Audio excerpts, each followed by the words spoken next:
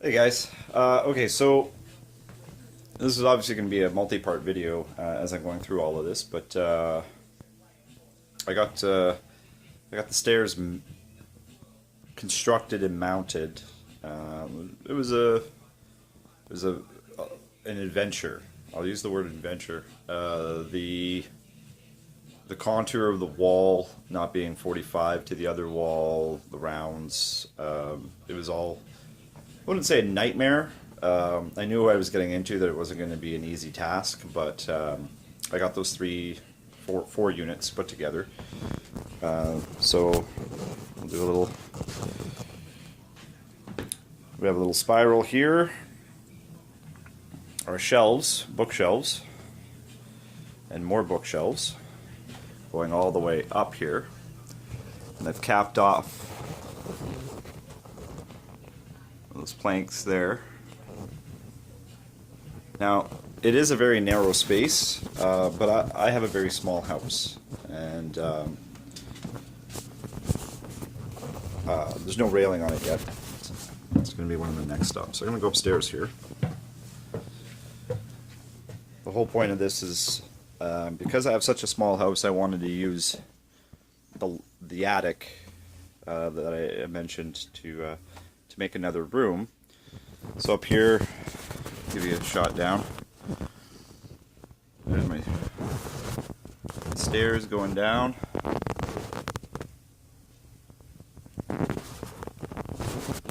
And as you can see, I got lots of headspace here. The vapor bear is actually sagged here. I haven't put strapping up yet. Cribbing. I've got over 7 feet height at the peak here. Plenty enough room for our Ontario building code. For a living space and egress window already in here. So I got a little dormer window. Yeah. So my idea for the space up here was to do like a loft bedroom, but I wanted very rustic, look. So I decided to go with a rough cut barn board for flooring, and I've got a couple different ideas for how I'm going to finish it. But at the moment, I got construction stuff up here galore. But there's a shot of the flooring here, the barn boards, and a shot of the space. It's quite large. I have a lot of stuff to work around. I have a lot of work yet to do up here. I got to frame walls in this area here. I got to do quite a bit of work in with regards to shelving, because I'm not going to be able to stick a lot of furniture up here.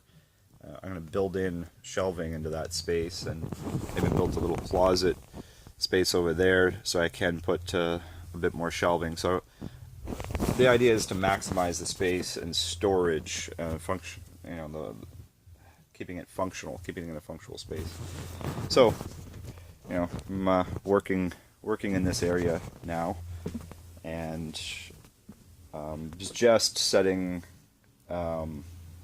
additional support and post here at the top of the stairs. It's not set yet, but you can see the post.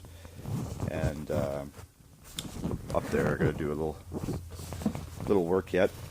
But I'm happy with the way it's coming out. It's a lot of work. A lot of cleanup to do, a lot of finicky little angles to cut, a lot of molding to put in, things like that. Obviously, I have to put a lot of drywall up here.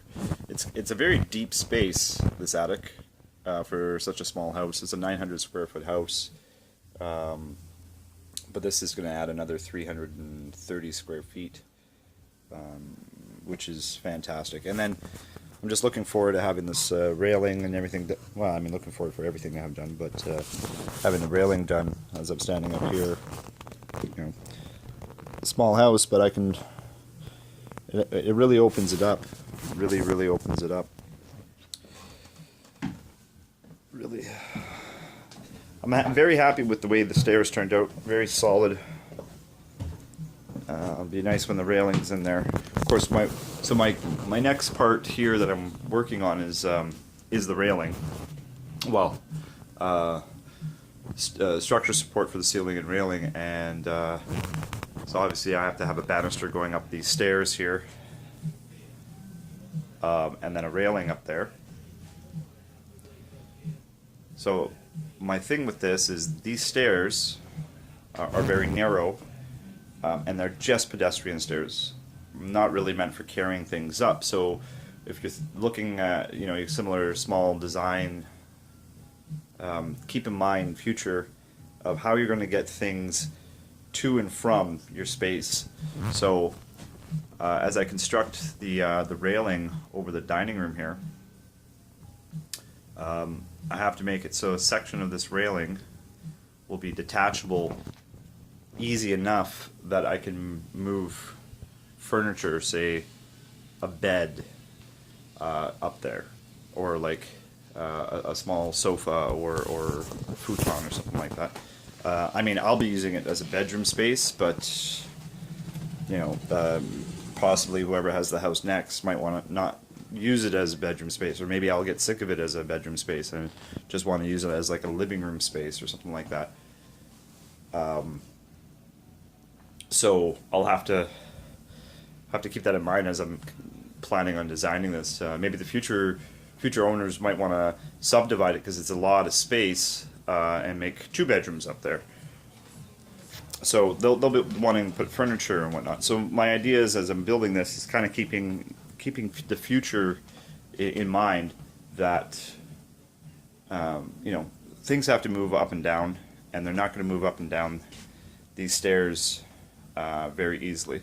I am very happy with these stairs, though. The space, the shelving space I'm going to get out of these, fantastic. 20 inches deep, two full rows of textbooks here.